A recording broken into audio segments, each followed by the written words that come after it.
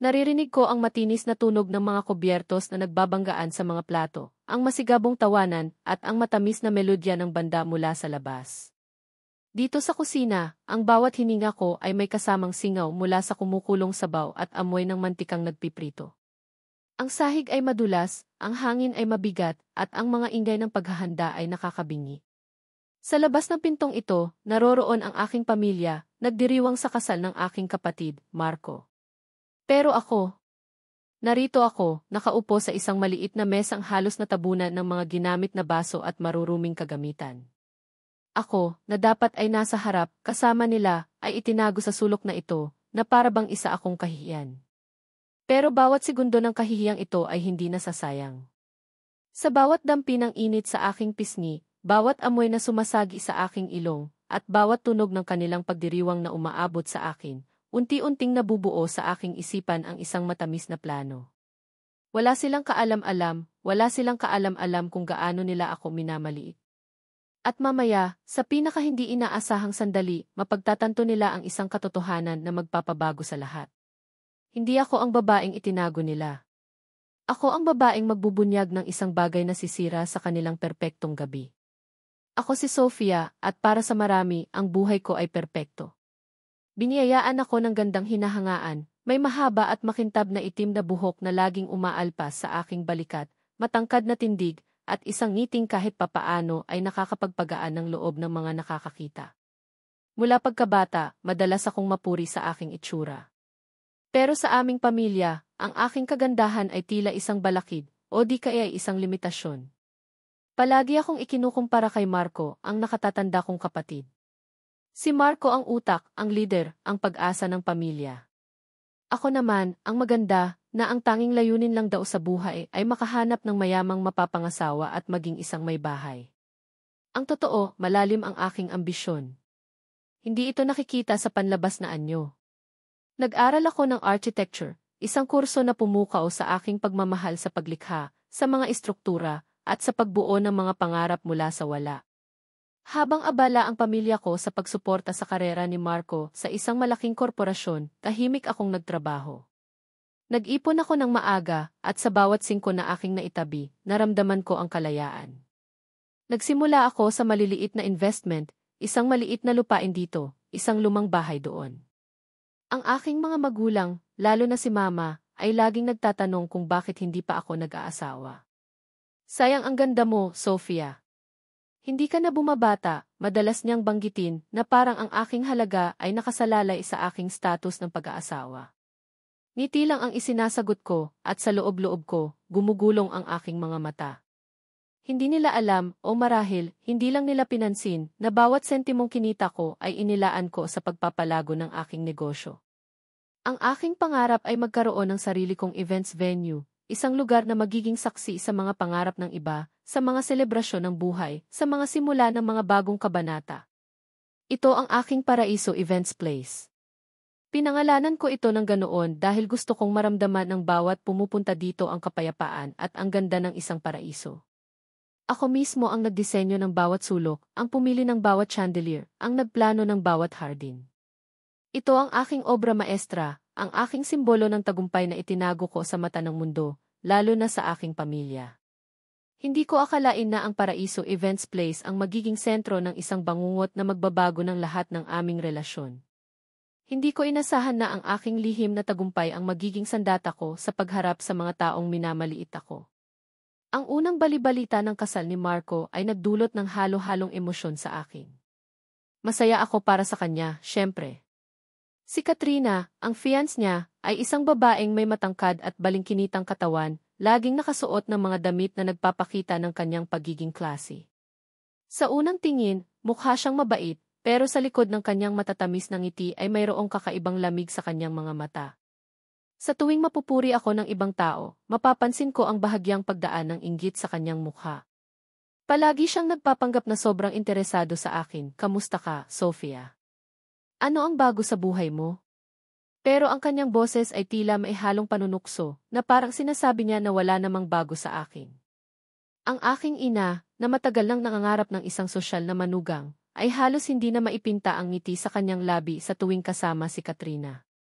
Para sa kanya, si Katrina ang perpektong manugang, mayaman, galing sa kilalang pamilya, at laging nakangiti. Mula nang maging formal ang mga plano sa kasal, unti-unti kong naramdaman ang pagiging ekstrang tao sa aming pamilya. Sa mga family dinner, laging si Katrina ang sentro ng usapan. Katrina, anong gusto mong kulay ng motif? Ano ang paborito mong bulaklak? Anong klase ng pagkain ang ihahanda natin? Para akong isang tagamasid, tahimik na nakaupo, habang ang aking ina at si Katrina ay abala sa pagpaplano. Nais kong mag-alok ng tulong, lalo na sa paghahanap ng venue. Alam kong marami akong koneksyon sa industriya, at maaari ko silang bigyan ng magandang diskwento, o mas mabuti pa, libre pa nga. Pero sa tuwing magtatangka akong magsalita, laging sisingit si Katrina. Ay, tita, kami na po ni Marco ang bahala. Ayaw po namin kayong abalahin, lalo na po si Sofia na busy sa kung anuman ang ginagawa niya, nakangiti niyang sabi, pero may bahid ng panunuya sa dulo ng kanyang boses. Tumingin ako sa ina ko, naghihintay ng kahit kaunting suporta, kahit isang tingin na magsasabing, hindi, Sofia, mahalaga ka. Pero ngumiti lang siya at sinabing, hayaan mo na sila, Sofia. Bata pa sila, gusto nilang maging independent. Ang sakit ay tumusok sa aking puso. Isang sakit na mas masahol pa sa pisikal na sampal. Hindi masakit sa labas, pero mas matindi sa loob. Isang araw, nag-aya si Katrina na mag-food tasting para sa mga putahe sa kasal. Excited ako dahil mahilig talaga ako sa pagkain at akala ko, sa wakas, ay magiging bahagi ako ng pagpaplano. Nag-ayos ako ng maaga at nagdala pa ako ng maliit na notebook para makapagtala ng aking mga obserbasyon. Pagdating namin sa restaurant, nandoon na si Marco, Katrina, at ang aking mga magulang. Nagsimula silang mag-order ng iba't ibang putahe. Sumama ako sa kanila, pero hindi ako kinakausap. Kung may itatanong man ako tungkol sa lasa, sasabihin lang ni Katrina, okay na yan, Sofia. Simple lang naman ang taste mo, eh. Ang mga mata niya ay nag-ikutan, para bang sinasabi niya na wala akong alam sa fine dining. Unti-unti kong naramdaman na hindi lang ako, hindi bahagi ng proseso, ako ay isang hadlang. Hindi ko alam kung ano ang dapat kong isipin. Bakit ganito sila? Dahil ba hindi ako kasing sosyal ni Katrina? O may mas malalim pa silang dahilan? Ang tanong na iyon ay bumagabag sa aking isipan at nag-iwan ng matinding pagdududa sa aming relasyon bilang pamilya. Ang pagdududa na iyon ay nagsimulang maging isang malaking butas sa aking puso. Ang mga maliliit na pahiwatig at pagpapatama ay unti-unting lumala, naging mas tahasan at mas masakit. Nagsimula na akong makarinig ng mga bulungan mula sa ibang kamag-anak. Isang araw, nakatanggap ako ng tawag mula kay Tita Susan, ang pinsan ng aking ama, na isa sa mga matalik kong kaibigan sa pamilya. Sofia, totoo ba ang narinig ko? Tanong niya, may matinding pag-aalala sa boses. Ano po iyon, tita? Tanong ko, may kaba sa aking dibdib. Sabi nila, hindi ka raw kasama sa mga principal sponsor. At sa table ka lang daw ng mga iba. Parang binagsakan ako ng langit. Principal sponsor. Ako ang kapatid ng lalaki. Saan naman nila nakuha ang ideyang iyon? Paano nangyari iyon nang hindi man lang ako kinakausap? Agad akong tumawag kay mama, ang aking boses ay halos pabulong sa pagpipigil ng emosyon. Ma, totoo ba na hindi ako kasama sa principal sponsor ni Marco? Tanong ko, umaasa na sasabihin niya na nagkamali lang si Tita Susan. Nag-atubili siya bago sumagot at ang kanyang boses ay naging iritable. Ah, Sofia. Kasi, marami ng tao si Katrina na gusto niyang isama. At saka, anak, ang mga principal sponsor ay para sa mga matatanda na at may posisyon sa lipunan. Okay lang yan, maganda ka naman, hindi mo na kailangan ang ganoon. Parang pinutol niya ang ugat ng pag-asa ko. Ang sakit marinig na ang sarili mong ina ay iniisip na hindi ka sapat. Hindi ko na pinatulan. Tumahimik ako at dahan-dahang kinansela ang tawag. Ramdam ko ang mainit na luha na unti-unting namumuo sa aking mga mata, pero pinigilan ko itong bumagsak. Kinabukasan, binisita ko ang aking mga magulang. Nagkunwari akong bumisita lang. Nakita ko ang kopya ng seating plan sa mesa na nakabukas. Palihim kong tiningnan. Hinanap ko ang pangalan ko. Nandoon, sa isang maliit na table sa dulo, malapit sa kusina. Sa tabi ng pangalan ko, may nakasulat na reserved for staff overflow. Ang bawat titik ay tila isang kutsilyo na tumutusok sa aking puso. Hindi ko alam kung ano ang mas matindi, ang katotohanan na inilagay ako sa ganoong posisyon, o ang pagtawag sa akin na staff overflow sa kasal ng sarili kong kapatid. Parang pinamukha nila sa akin na wala akong kwenta, na hindi ako nararapat sa isang disenteng lugar sa sarili kong pamilya. Hindi lang iyon. Sa loob ng ilang araw, sunod-sunod ang mga di-aksidente. May mga pagkakataon na aksidenteng nabanggit ni Katrina sa harap ng mga kaibigan niya na wala pa raw balak mag-asawa si Sofia dahil wala pa siyang career na stable. O kaya naman, sayang daw ang ganda ko dahil hindi ako kasing driver ni Katrina sa negosyo. Mga pahayag na, sa panlabas, ay parang simpleng pag-uusap pero sa loob ay may matinding panunukso. Pakiramdam ko, tinatapakan nila ang bawat pinaghirapan ko, bawat pangarap na tinago ko. Doon ko napagtanto na hindi lang ito simpleng pagpapabaya o pagiging abala. Ito ay sadyang pagtataboy. May layunin silang iparamdam sa akin na ako ay wala, na ako ay hindi importante, na ako ay isang bigat. Ang bawat kibot nila ay nagpapahiwatig na dapat akong lumayo, na dapat akong manahimik. Ang katahimikan ko ay binigyang kahulugan nilang pagiging mahina. At ang kanilang pagpapabaya ay unti-unting naging isang malaking apoy sa aking dibdib. Sa mga gabing iyon, hindi ako makatulog. Pinag-iisipan ko ang bawat detalye, bawat pahayag, bawat tingin. Kung paano nila ako itinulak palayo, kung paano nila ako sinisiraan ng patago. At sa bawat paggunita, unti-unting nabubuo ang isang plano.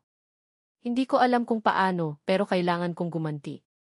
Kailangan kong patunayan sa kanila na hindi ako ang wala na inaakala nila. Hindi ako ang staff overflow sa buhay nila. Doon ko naisip ang Paraiso Events Place. Ito ang aking kuta, ang aking simbolo ng tagumpay na hindi nila kailanman nakita. At sa pagkakataong ito, gagamitin ko ang aking kuta para ibalik sa kanila ang bawat kahihiyan na kanilang ibinigay sa akin. Isang araw, nalaman ko mula sa isang supplier na ang Paraiso Events Place ang napili nilang venue para sa kasal.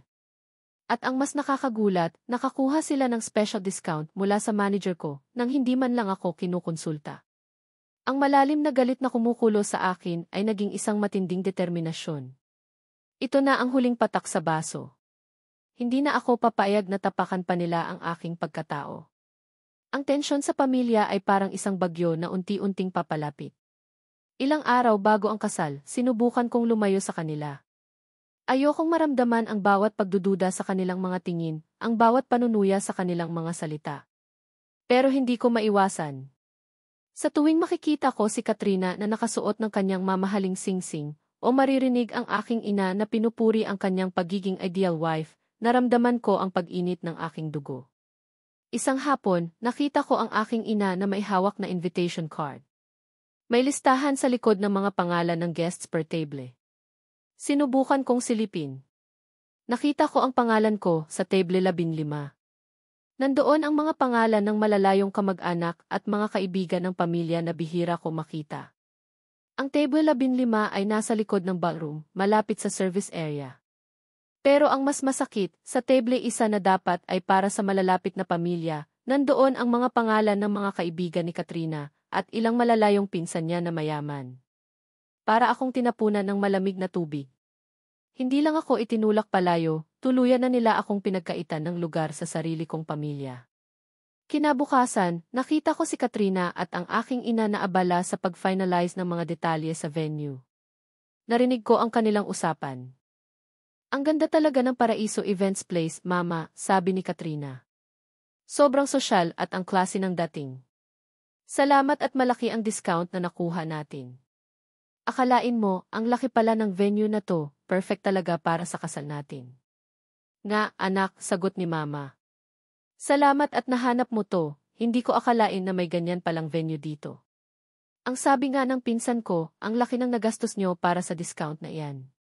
Nanginginig ang aking mga kamay sa galit.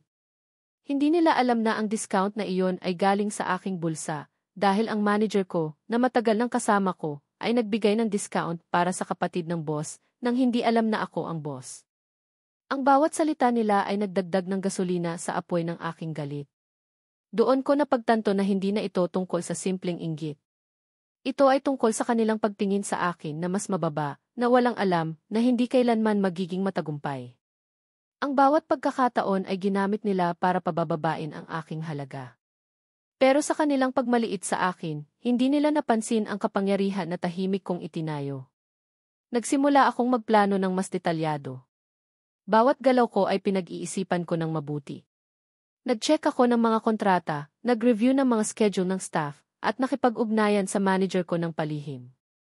Kailangan kong matiyak na ang lahat ay perpekto para sa aking paghaharap. Hindi ko nahahayaan na saktan pa nila ako. Oras na para baliktarin ang sitwasyon. Hindi sila ang magpapahiya sa akin. Ako ang magpapakita sa kanila ng katotohanan. Ang bawat sandali ng kahihiyan ay magiging isang sandata ko. Ang araw ng kasal. Ang araw na matagal kong hinintay, hindi dahil sa kasal mismo, kundi dahil sa pagtatapos ng pagpapanggap. Nagising ako ng maaga, at sa harap ng salamin, nakita ko ang isang babaeng handang lumaban. Pinili ko ang isang simpleng puting bestida, na may kakaunting palamuti, ngunit ang tela ay bumubuhos sa aking katawan ng napakaganda. Hindi ko kailangan ng labis na palamuti para maging marangal. Ang aking buhok ay nakalugay, simple lang pero malinis at makintab. Sa kabila ng simpleng anyo, mayroong kakaibang aura ng kapangyarihan na bumabalot sa akin. Ang pamilya ko ay abala na sa hotel. Ang ingay ng paghahanda, ang pagmamadali ng mga bisita, ang excitement sa paligid. Pero ako, kalmado lang. Ang bawat tibok ng aking puso ay kontrolado. Kinuha ko ang aking phone at may tinawagan. Hello, Manang Linda? Si Sofia po ito. Na-confirm na ba ang lahat? Ang staff, ang security, ang table, medyo huminto ako sa huling salita, may kirot sa boses. Sige, salamat. Kita-kita na lang sa venue. May ngiti sa labi ni Manang Linda nang makita niya ako. Si Manang Linda ang aking kanang kamay sa lahat ng aking negosyo. Siya ang aking tiwala, ang aking tanging pinagsasabihan ng aking mga lihim na plano. Pagdating namin sa simbahan, nakita ko si Marco na nakangiti sa dulo ng altar, naghihintay kay Katrina. Si Katrina, sa kanyang mamahaling wedding gown, ay mukhang reyna, naglalakad sa isla na puno ng pagmamalaki. Ang aking ina, tuwang-tuwa sa tabi ko, ay patuloy na nagpaparamdam ng kanyang paghanga kay Katrina. Pinipilit kong humiti, pero ang aking mga labi ay parang bakal na nakakulong. Narinig ko pa ang bulungan ng mga bisita tungkol sa kagandahan ni Katrina, at mayroon pang bumulong sa likod ko, sayang si Sofia, kung naging kasing sipag lang ni Katrina. Pinikit ko ang aking mga mata, huminga ng malalim, at hinayaan kong pumasok ang bawat masakit na salita sa aking sistema. Ito ang magpapalakas sa akin. Pagkatapos ng seremonya, dumiretso na kami sa Paraiso Events Place. Ang lugar ay enggrande, tulad ng inaasahan. Ang mga chandelier ay nagniningning na parang mga bituin, ang mga bulaklak ay sariwa at mabango, at ang ambience ay napakaganda. Pinagmamasdan ko ang bawat sulok ng lugar. Ang bawat detalye, mula sa tile sa sahig hanggang sa ceiling, ay pinaghirapan ko. Ito ang bunga ng aking dugo, pawis at luha. Ang bawat pader ay may kwento, bawat pinto ay may alaala. Ito ang aking kaharian. Nagsimula nang dumating ang mga bisita. Hinanap ko ang aking table sa seating plan na nakalagay sa entrance. Nandoon pa rin ang table 15 sa likod. May lumapit sa akin na staff. Isang bagong staff na hindi ko pa nakikita. Ma'am Sofia, dito po ang table nyo, sabi ng staff, may bahid ng pagkailang sa kanyang mga mata. Sinundan ko siya, at laking gulat ko nang idirekta niya ako sa isang maliit na pasilyo sa likod ng ballroom. Dito po, sabi niya, sabay turo sa isang mesa sa loob ng kusina. Ang mesa ay halos natabunan ng mga plato at baso. Ang ingay ng mga kutsilyo at tinidor ay malakas, at ang usok mula sa mainit na pagkain ay kumakalat sa hangin. Nandoon din ang ilang staff na naghahanda ng pagkain, abala sa kanilang ginagawa, na halos hindi napansin ang aking pagdating. Para akong binuhusan ng malamig na tubig. Ang akakalam kong table 15 na may malayong view ng stage ay naging table kitchen. Isang table para sa mga itinuturing na labis o marahil hindi dapat makita. Ang aking mga magulang at si Katrina ay abala sa pagbati sa mga bisita sa main ballroom, habang ako, ang kapatid ng groom, ang may-ari ng buong lugar na ito, ay itinago sa kusina. Naramdaman ko ang pag-init ng aking mga mata, pero hindi ko hinayaan na bumagsak ang luha. Umupo ako, dahan-dahan, sa upuan na ibinigay nila. Ang aking puso ay kumirot, ngunit sa gitna ng sakit, naramdaman ko ang isang kakaibang kalmado. Ito na. Ito na ang pagkakataon. Habang nakaupo ako roon, tiningnan ko ang aking sariling venue. Ang bawat sulok ay pamilyar. Naisip ko ang bawat pangarap na itinayo ko sa lugar na ito. Ang bawat kasal na naging saksi ako, ang bawat selebrasyon na naging bahagi ako. At ngayon, ako ang itinaboy sa gilid, sa sarili kong kaharian. Ang aking kamay ay mahigpit na humawak sa gilid ng mesa, at sa bawat kurot ng aking kuko sa aking palad, mas lumalalim ang aking desisyon. Ang ingay ng resepsyon ay umabot hanggang sa kusina. Narinig ko ang tawanan, ang tugtog ng sayaw, at ang masayang usapan. Ilang minuto lang, narinig ko ang boses ng host na nag-anunsyo, "Ladies and gentlemen, we have a very special announcement. A very special person would like to say a few words." Nagulat ang lahat. Narinig ko ang bulong-bulungan. Ang aking mga magulang at si Katrina ay tiyak na nagtataka. Lumabas ako ng kusina, dahan-dahan, ang aking mukha ay kalmado at may bahagyang ngiti. Ang puti kong bestida ay lumulutang habang naglalakad ako patungo sa stage, bawat hakbang ay mailayunin. Nakita ko ang mga mata ng mga bisita na nakatingin sa akin. Ang iba ay nagtataka, ang iba ay may paghanga, at ang iba ay may bahagyang pagkamangha sa aking biglaang paglitaw. Nang makarating ako sa harap, kinuha ko ang mikropono mula sa host na tila alam na ang aking gagawin. Tumingin ako sa aking mga magulang. Nakita ko ang pagtataka sa mukha ni Mama at ang pagkunot ng noo ni Papa. Pagkatapos ay tumingin ako kay Katrina na ngayon ay halos mapunit ang mukha sa gulat. Ang kanyang ngiti ay nagyelo sa kanyang labi. Si Marco ay nagtataka rin, nakatingin sa akin na para bang ayon lang niya ako nakita. "Magandang gabi po sa inyong lahat," panimula ko, ang boses ko ay kalmado at malinaw, umaalingaw sa buong ballroom. "Ako po si Sofia. At bago po ang lahat, nais ko pong batiin ang aking kapatid na si Marco at ang kanyang asawang si Katrina. Sana po ay maging masaya ang inyong pagsasama." Sandaling katahimikan. Lahat ay naghihintay, ang kanilang mga mata ay nakatutok sa akin. Pero, patuloy ko, mayroon akong gustong linawin sa inyong lahat. Marami po sa inyo ang nagtataka kung bakit ako ang nandito sa harap. Marami po sa inyo ang nagtataka kung ano ang koneksyon ko sa venue na ito. Nagkaroon ng bahagyang bulungan. Tumingin ako direkta sa aking ina at kay Katrina. Ang kanilang mga mukha ay namutla at ang kanilang mga mata ay lumaki sa pagkabigla. Ang totoo po, sabi ko, ang aking boses ay mas nagiging matatag, ako po ang may-ari ng Paraiso Events Place na ito. Isang malakas na ang narinig mula sa mga bisita. Nagulat ang lahat. Narinig ko ang bulong-bulungan, ang iba ay nagbubulungan sa pagtataka, ang iba ay naghahanap ng kumpirmasyon. Ang aking ina ay napatakip sa kanyang bibig, at si Katrina ay napatayo sa kanyang upuan, ang kanyang mga mata ay parang luluwa. Mula pa po sa simula, pinaghirapan ko ang bawat sulok ng lugar na ito.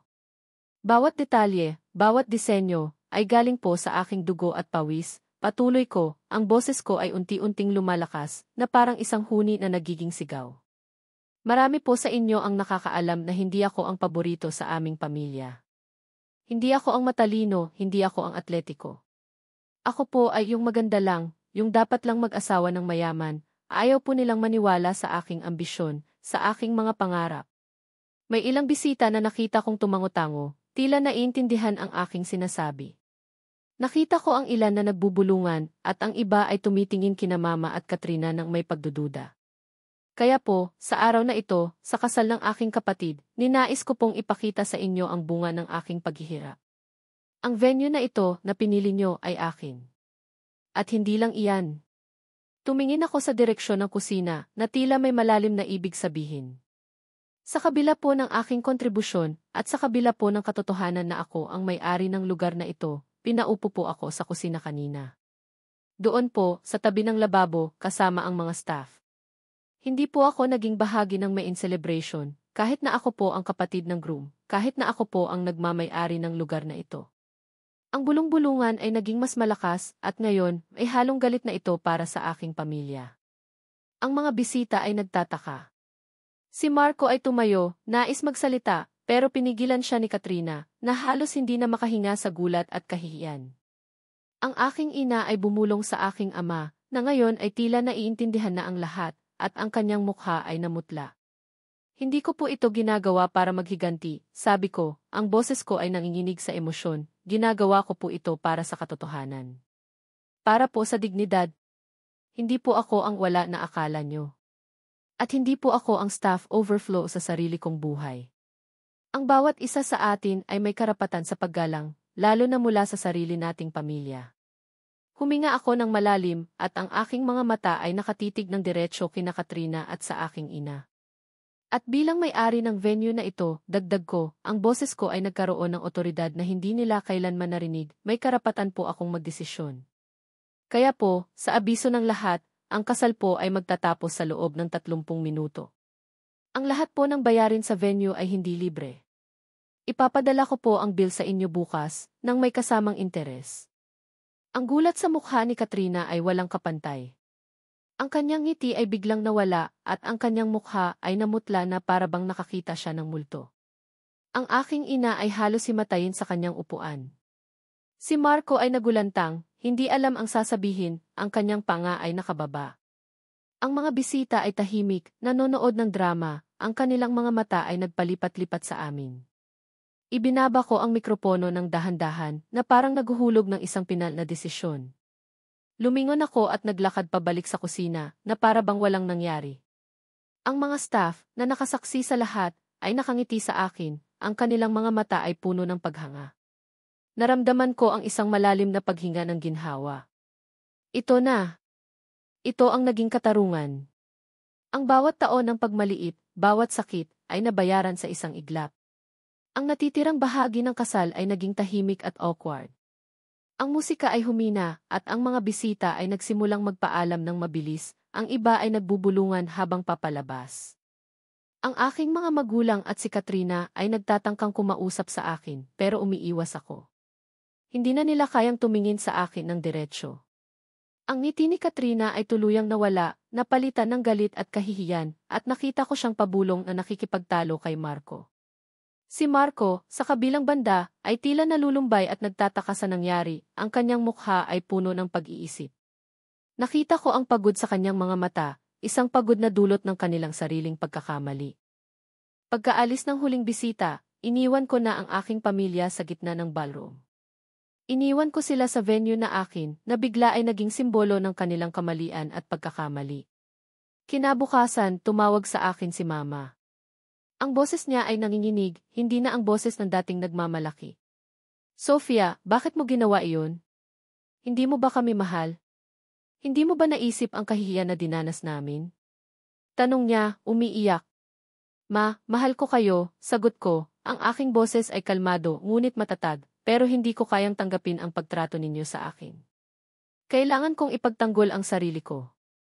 Kailangan kong ipakita sa inyo na hindi ako ang wala na akala nyo. Ang sakit na dinulot nyo sa akin ay mas matindi pa sa anumang kahihiyan na dinanas nyo. Mahabang katahimikan sa kabilang linya. Pasensya na, anak, sabi niya, sa wakas, at sa kanyang boses ay may bahid na ng pagsisisi. Nagkamali kami. Nabulag kami ni Katrina. Hindi namin nakita ang halaga mo. Hindi namin nakita ang pinaghirapan mo. Mula noon, nagbago ang relasyon namin. Nagkaroon ng malalim na sugat, pero unti-unting naghilom. Hindi ito madali. Kailangan naming pag-usapan ang lahat, ang bawat sakit, ang bawat pagkakamali. Si Katrina, pagkatapos ng insidente, ay lumayo. Hindi na siya nagpakita pa sa mga family gatherings, at narinig ko na lang na lumipat sila ni Marco sa ibang bansa. Si Marco ay humingi ng tawad sa akin. Sinabi niya na hindi niya alam ang lahat, at na nabulag din siya sa mga pangarap ni Katrina. Pinatawad ko siya dahil kapatid ko pa rin siya. Ang aming relasyon ay unti-unting bumalik, ngunit hindi na kailanman naging katulad ng dati. May respeto na ngayon at pag-unawa. Ang buhay ko ay nagpatuloy. Ang Paraiso Events Place ay mas lalong naging matagumpay, at ang bawat pangyayari ay lalong nagpatatag sa akin. Ang insidente ay naging isang aral para sa akin. Natutunan kong hindi ko kailangan ang pagkilala ng iba para patunayan ang halaga ko. Ang aking tagumpay ay para sa akin, at ang aking dignidad ay hindi mabibili ng kahit sino. Hindi ang paghihiganti ang nagbigay sa akin ng kapayapaan, kundi ang paglabas sa anino. Ang pagpapakita ng aking tunay na lakas. Ang pagtayo para sa sarili ko. At sa bawat bagong kasal na nagaganap sa aking venue, nakikita ko ang pag-asa, ang pagmamahalan at ang pagdiriwang ng buhay. Sa bawat kaganapan, alam kong ito ang aking tagumpay na walang sinumang makakukuha sa akin. Ang aral na ito ay mananatili sa aking puso, hindi mo kailangang maging paborito para maging mahalaga. Kailangan mo lang maniwala sa iyong sarili at ang paggalang ay susunod.